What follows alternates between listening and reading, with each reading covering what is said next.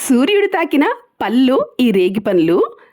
శబరి రాముడికి ఇష్టంగా ఇచ్చిన పళ్ళు ఈ రేగి పండ్లు.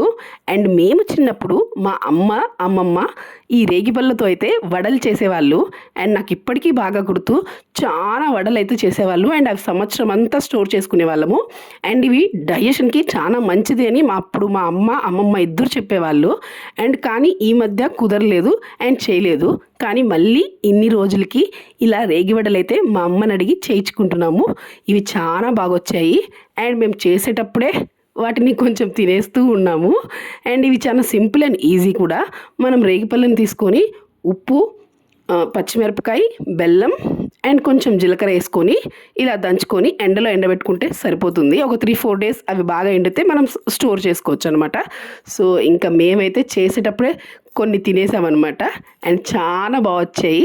సో మీరు ఎవరైనా ట్రై చేయకపోతే తప్పకుండా ట్రై చేయండి.